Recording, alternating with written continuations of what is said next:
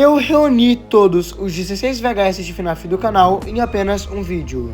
Nesse vídeo. Mas para compensar quem já viu os meus vídeos, eu resolvi incluir um VHS extra. Então 3, 2, 1 e bora pro vídeo.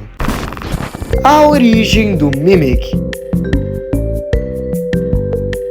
Quem é Mimic? Mas antes de contar, deixa o like e se inscreve no canal. Bom, Mimic é um animatronic que foi recentemente introduzido nos jogos de FNAF. Ele foi criado por Edwin Murray, com o objetivo de ser a babá do seu filho, o David. O nome Mimic também não foi escolhido à toa, isso porque ele é programado para aprender e até copiar comportamentos humanos. Tanto que depois de passar um tempinho com David, ele aprendeu a chorar e até mesmo a trocar de roupa. Mas infelizmente um dia uma tragédia aconteceu. Quando o Mimic estava desativado, o David acabou sendo atropelado.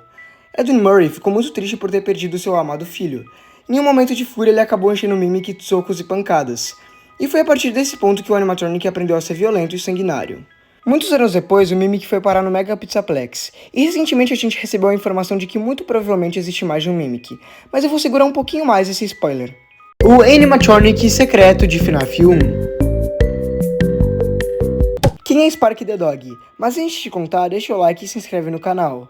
E bom, quando o primeiro FNAF lançou, lá para 2014, alguns jogadores alegavam ter visto um novo animatronic, que se parecia com um cachorro, e esse animatronic seria supostamente o Sparky the Dog, uma espécie de personagem oculto no primeiro jogo, o que eu não preciso nem dizer que obviamente era uma grande mentira. Nunca houve um cachorro animatrônico em FNAF, além do próprio Fetch, e o único animatronic secreto que de fato existe em FNAF 1 é o Golden Freddy. Mas olha que engraçado, recentemente o primeiro filme de Five Nights at Freddy's saiu, e o Scott Calton resolveu colocar o Sparky the Dog no filme como uma espécie de referência, explicando a tecnologia das Springlock Suites. O que são as Springlock Suites? Mas antes de te contar, deixa o like e se inscreve no canal. Bom, as Springlock Suites são uma espécie de fantasia que foram projetadas pelo gênio Henry Emily e que foram utilizadas na Fredbear's Family Diner e até na Freddy Fazbear's Pizza durante um curto período de tempo. Essas fantasias também tinham uma tecnologia muito única, onde um funcionário da pizzaria poderia utilizá-las para entreter as crianças e andar por aí fazendo brincadeiras, mas o grande diferencial é que se o funcionário saísse de dentro da fantasia, o traje poderia ser utilizado em um endoesqueleto de metal, para que ele pudesse ser operado de forma automática. O problema dessas fantasias é que para implementar essa nova tecnologia no traje, eram necessárias Springlocks, uma espécie de trava que era extremamente sensível a qualquer movimento brusco e até mesmo à água. Felizmente, com o tempo, as Springlock Suites foram proibidos de serem usados.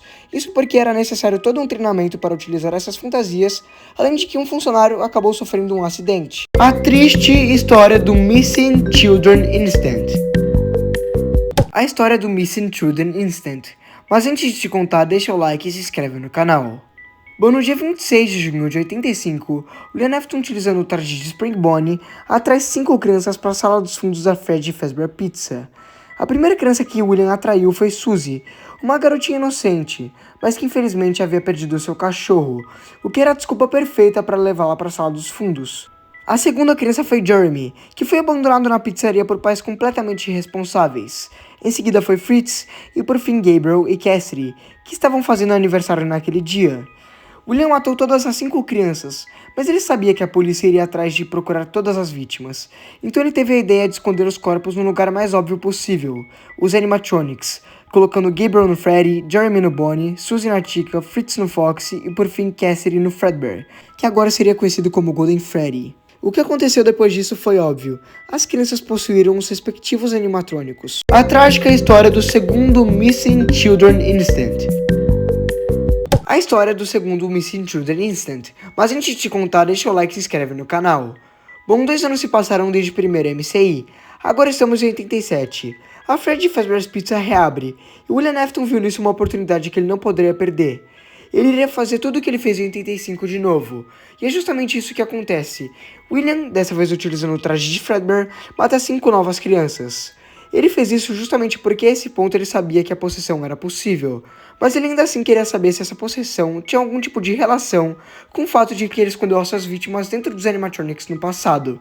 Por isso, dessa vez, William Afton colocou os corpos longe dos animatronics, justamente para testar essa possibilidade. E acaba dando certo. As 5 novas vítimas possuem os Toy Animatronics. A pior teoria de Five Nights at Freddy's. A maior mentira de FNAF. Mas antes de te contar, deixa o like e se inscreve no canal. Na minha opinião, a maior mentira de FNAF é uma teoria antiga, e na verdade uma teoria que já foi desmentida há muito tempo. Essa teoria dizia que o Golden Freddy teria duas almas dentro dele. A primeira seria a alma da Crying Child e a segunda a alma da criança Cassidy. Só que a própria enciclopédia de FNAF já nos disse que isso é uma mentira. Segundo a enciclopédia, a Crying Child passou a vagar sem rumo após sua morte, e ele até interagiu com outro personagem no Survival Logbook. Bom, resumindo, a única alma que de fato está em Golden Freddy é a da Cassidy, e talvez o Golden Freddy seja mais poderoso do que os outros animatronics simplesmente por ter mais ódio. Explicando o conceito de agonia em FNAF. O que é agonia? Mas antes de te contar, deixa o like e se inscreve no canal. Bom, a agonia é simplesmente um elemento com um poder energético imenso. Esse elemento pode ser gerado a partir de sentimentos de tragédia, dor e sofrimento. Mas no geral ele está sempre vinculado a memórias ruins e principalmente a eventos passados. A agonia também pode se impregnar em um determinado ambiente e dar vida aos objetos presentes nesse ambiente, como se o local estivesse mal assombrado. E esse foi justamente o caso da pizzaria de FNAF 2, onde a agonia contaminou todo o local e consequentemente deu vida a Endo 02, a JJ e os Paper Balls, que se movem sem sequer ter uma alma dentro deles. Bom, por fim, a agonia também pode causar alucinações e em alguns casos pode até fazer a sombra se tornar material, como é o caso de Shadow Freddy, uma sombra do traje do Golden Freddy. Tá, eu sei que ficou confuso, é uma coisa puta difícil de explicar em FNAF, mas tudo que eu quero dizer é o seguinte, tem coisas em FNAF que se movem sem ter uma alma dentro. Por exemplo, o Shadows, o Plush Trap, a JJ, enfim. A ordem cronológica dos jogos de FNAF. Em que ano se passa cada FNAF? Mas antes de contar, deixa o like e se inscreve no canal. Bom, começando por FNAF 1, a gameplay pelo menos se passa lá para 93, em novembro. Só que a gente sabe que a pizzaria abriu em 88. Seguindo por FNAF 2 se passa em novembro também, mas alguns anos antes de FNAF 1, em 87 para ser mais específico. Em FNAF 3 é um pouquinho mais complicado, isso porque a gente não sabe o mês que se passa a gameplay. A gente só sabe que se passa 30 anos após FNAF 1, mas já que FNAF 1 se passa em 93, então FNAF 3 se passa em 2023, porque 30 anos se passaram, enfim, é só fazer os cálculos. E FNAF 4 também não temos o mês, no entanto a gente sabe que é o primeiro jogo da linha cronológica dos jogos, graças àquele programa de TV que vemos na casa da criança, que data de 83. FNAF Sister Location muito provavelmente se passa depois de FNAF 1, entre 93 e 95. E por fim temos FNAF Pizzeria Simulator, que se passa alguns meses depois de FNAF 3, em 2023 também. Quem causou a mordida de 87? Que animatronic deu a mordida de 87? Mas antes de contar, deixa o like e se inscreve no canal. Bom, para entender quem foi o responsável pela mordida, a gente primeiro precisa lembrar o que a gente sabe sobre esse evento, o que infelizmente não é muita coisa. Na verdade, só sabemos duas coisas. A primeira delas é que aconteceu durante o dia, em uma festa de aniversário, e a segunda delas é que a vítima perdeu uma parte da cabeça, o lobo frontal. Com base nisso, a gente pode descartar a Puppet, por não ter dentes, o Wither de Bonnie, por não ter o rosto, e a Wither de Chica, por estar com a mandíbula quebrada. E eu sei que muita gente vai falar do easter egg do Golden Freddy, lá do primeiro FNAF, mas a verdade é que talvez o jumpscare só esteja remetendo aos assassinatos que William Afton cometeu em 87, utilizando justamente o traje do Golden Freddy. E eu também acho que o culpado não seja um dos Withereds, simplesmente porque nenhum deles seria discreto o suficiente para andar durante o dia sem que ninguém percebesse. E eu acredito fortemente que o responsável seja um dos Toys, mas eu vou investigá-los no próximo vídeo. Quem causou a mordida de 87, parte 2. Que animatronic deu a mordida de 87? Parte 2. Mas antes de contar, deixa o like e se inscreve no canal. Bom, continuando, no último vídeo chegamos à conclusão de que o responsável pela mordida muito provavelmente foi um dos Toy Animatronics, com exceção do Balloon Boy e da Didi, claro. Agora restam 4 suspeitos, e eu vou começar dizendo que desses 4, o mais improvável seria o Toy Freddy. Isso porque, segundo a enciclopédia de FNAF, Toy Freddy é considerado um animatronic amigável, e a gente também deve se lembrar que ele é o líder da banda, e portanto, o centro das atenções, principalmente com as crianças. Eu não acho que ele conseguiria morder alguém de surpresa. E olha só, segundo a enciclopédia, o Toy Bonnie tem uma personalidade muito competitiva e consequentemente se vê como estrela do show. Então eu acho que ele também tem interesse ao centro das atenções. Restam 2 suspeitos, e eu acredito que entre Toy Chica e Mangle, a mais provável seria a Mangle. Ela tá toda quebrada, pode se pendurar no teto, o que prova que ela seria sorrateira o suficiente para se aproximar, mas principalmente, dentre todos os toys, ela tem os dentes mais afiados. O animatronic mais chato de FNAF.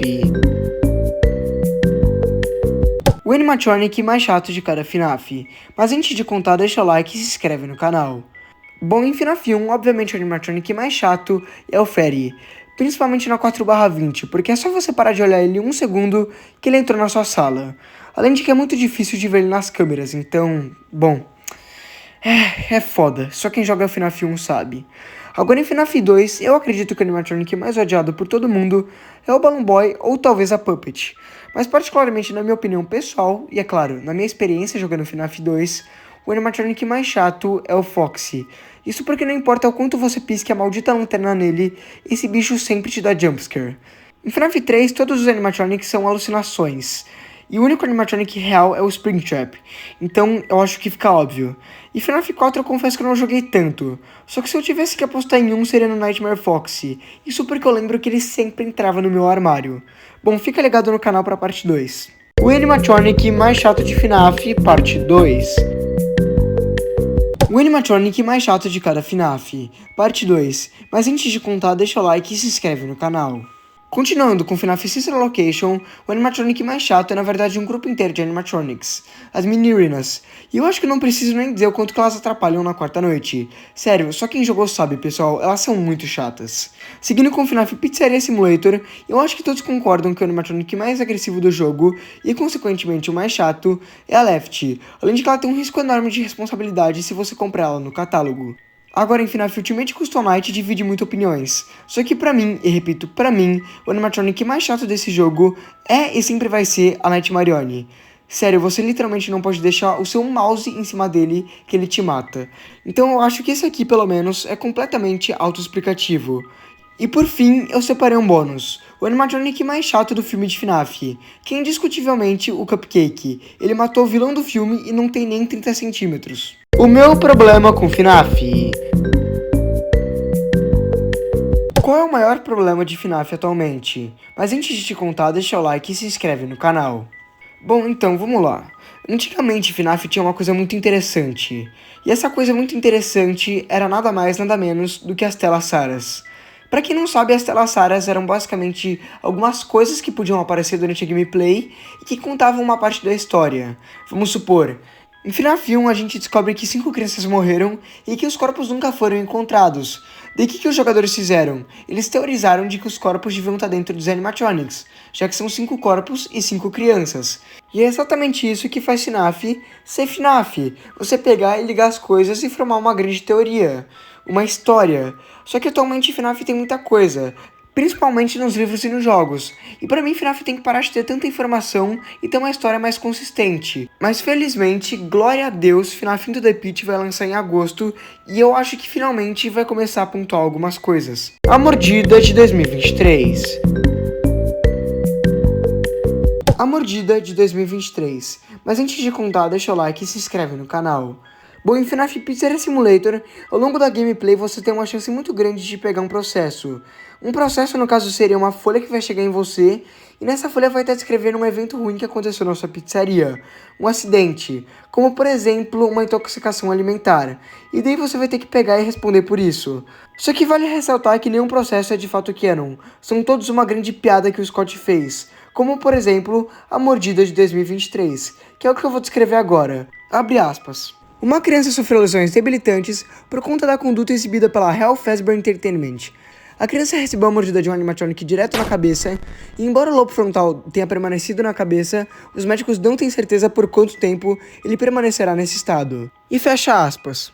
Daqui pra frente só vai descrever que a Fazbear Entertainment foi responsável deixando a criança em risco, e como eu disse é tudo uma grande piada, nada disso é de fato canon. O que tem na caixa de FNAF 4? O que tem na caixa de FNAF 4? Mas antes de contar, deixa o like e se inscreve no canal. Bom, a caixa de FNAF 4 é um dos maiores mistérios dessa franquia. Ela existe há muitos anos, e o próprio Scott Cawthon já disse que o que tem dentro da caixa já foi alterado várias vezes. Existem muitas teorias do que pode ter dentro da caixa, e eu particularmente já pesquisei e eu vi muitas delas. Mas sinceramente, pessoal, eu acredito que essa caixa esconde um grande e enorme nada. Eu acredito que essa caixa é apenas uma metáfora do que acontece com a história de FNAF, onde não importa o quanto tempo passe, a história desse jogo sempre vai continuar um mistério, assim como a caixa. E esse mistério nunca será solucionado simplesmente porque a história nunca chega ao fim. Talvez essa caixa tenha sido criada só para deixar a comunidade de FNAF interagindo. E, infelizmente, é só isso. Por que William Afton matou as 5 crianças? Por que William Afton matou as 5 crianças? Mas antes de contar, deixa o like e se inscreve no canal. Bom, para explicar isso, a gente primeiro precisa passar pela trilogia inicial de livros de FNAF. No caso, The Silver Eyes, o The Twisted Ones e o The Fourth Closet. Nesses 3 livros, William Afton é descrito como um completo sádico psicopata. Um completo doente mental que nunca se importou com ninguém, além dele mesmo. Em parte, isso sempre foi presente no William. Ele sempre foi desse jeito. Mas a gente também sabe que ao longo do tempo, isso só aumentou. Isso porque desde criança ele era maltratado por todo mundo à sua volta, inclusive seus pais. Simplesmente ninguém gostava dele, o que o fazia desejar mais poder. William Afton também era simplesmente fascinado pelos animatronics. Ele os via como uma vida incapaz de sentir dor, o que o fez querer amá-los, amar sua criação, assim como Harry amava. Só que ele não conseguia, faltava algo, faltava vida. Então quando William matou as 5 crianças e os colocou nos animatronics, ele finalmente amou o que ele criou. William fez vida, e pela primeira vez, ele fez vida.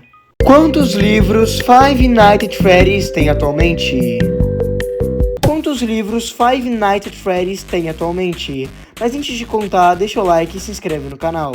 Sinceramente, eu não faço a menor ideia do que se passa na cabeça do Scott Cawthon para lançar tanto livro de FNAF, porque só para vocês terem uma ideia, tem mais livro do que jogo atualmente, mas hoje eu não tô aqui para debater se os livros são bons ou se são ruins.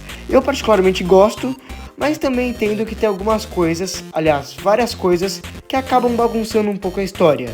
Por exemplo, o Mimic. Só que como eu disse antes, esse não é o ponto do vídeo de hoje. Nesse vídeo, eu vou listar para vocês todos os livros de FNAF. Começando por The Silver Eyes Graphic Novel, The Twisted Ones Graphic Novel, The Freddy Files, The Fourth Closet, o meu favorito, que é o Survival Logbook, depois tivemos The Freddy Files Updated Edition, e agora começa os Fazbear Frights, Into the Pit, Fetch, 1h35 da manhã, Step Closer, Bunny Cow, Blackbird, Five Nights at Freddy's Scoring Book, que não faz parte dos Fazbear Frights, mas tá aqui, The Cliffs, Gumdrop Angel, The Puppet Carver, Friendly Face, Prankster e fim dos Fazbear Frights. Depois disso tivemos o The Ultimate Guide, que no geral é um livro bem importante e interessante para FNAF, e depois disso tivemos finalmente a Graphic Novel do The Fourth Closet, que por sinal é muito boa. E depois disso tivemos o livro de como desenhar com FNAF, que é o Five Nights at Freddy's How to Draw. Depois disso tivemos finalmente, depois de toda essa novela, a box completa dos Fazbear Frights, que incluiu um livro extra, o Felix the Shark. Pra quem não sabe, o Felix the Shark foi oficialmente o último livro dos Fazbear Frights. Depois disso tivemos uma nova era de livros em FNAF. E também tivemos os Tales from the Pizzaplex, que nada mais são do que a continuação dos Fazbear Frights, só que a diferença é que agora eles namoram um pouco a ideia do Security Breach, do Mimic e também do Mega Pizzaplex. Então quase todas as histórias pelo menos passam alguma vez pelo Mega Pizzaplex, ou pelo menos alguma ideia do Security Breach, como eu acabei de mencionar. E uma outra coisa que eu também acho bem importante mencionar é que o primeiro livro se chama Ladies Game, e nesse livro nós tivemos uma história chamada Frighty, que é a história que conecta os Tales from the Pizzaplex com os Fazbear Frights. O que eu quero dizer é que esse primeiro livro já se conecta diretamente com os Fazbear Frights. E depois disso tivemos o livro Raps, que foi a continuação do Ladies Game.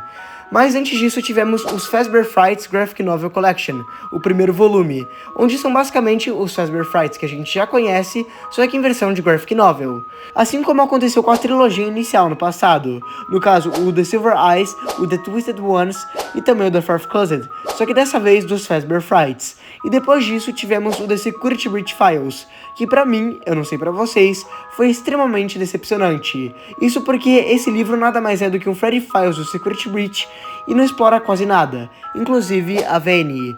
Bom, depois disso tivemos mais 2 Tales from the Pizzaplex, o Sominophobia e o Submechanophobia. E depois tivemos o Five Nights at Freddy's Cookbook, que pra quem não sabe, é como se fosse um livro de cozinhar com FNAF. E mais ou menos por volta dessa época também tivemos o Five Nights at Freddy's Official Character Encyclopedia. E pra quem não tá ligado, isso é como se fosse um livro de FNAF que descreve quase todos os personagens de FNAF, incluindo o Bonnie, a Chica, o Freddy, as cabeças dos o Sister Location, o Trash in a Gang, mas infelizmente não tem o personagem mais importante, que é o Michael Afton. Continuando, tivemos o Moby Dick's Conclusion, o Fazbear Frights Graphic Novel Collection Volume 2, Next, Tiger Rock, Fazbear Frights Graphic Novel Collection Volume 3, B7 Parte 2, Fazbear Frights Graphic Novel Collection Volume 4, Five Nights at Freddy's The Official Movie Novel, que é o livro do filme de FNAF, e também tivemos o The Security Breach Files Updated Edition. Nesse exato momento, eu acabei de listar todos os livros de FNAF que já saíram, e é livro pra cacete. Mas agora eu vou começar a listar os livros que estão programados para sair, ou nesse ano ou ano que vem. Começando com mais um livro de desenhar de FNAF, Five Nights at Freddy's Glow in the Dark Coloring Book. Esse livro não vai adicionar absolutamente nada pra lore, e é mais um livro para você se divertir colorindo e desenhando. E em seguida teremos mais um pouco dos Fazbear Frights Graphic Novel Collection, nesse caso o 5º volume. E depois teremos o livro que eu tô mais colocando expectativa, que é o The Week Before. Esse The Week Before muito possivelmente vai contar um pouco sobre o Phone Guy, na sua última semana de trabalho, e também vai contar um pouco sobre a sua relação com a Fazbear Entertainment. Depois disso teremos finalmente o último livro do ano, Return to the Pit. Então pessoal, aqui quem fala é o TGM do futuro e com algumas informações privilegiadas. Então aparentemente no ano que vem, ou seja em 2025, vai começar uma série dos Tales from the Pizzaplex em Graphic Novel. E bom pessoal, é isso, valeu, falou e amanhã é um novo dia.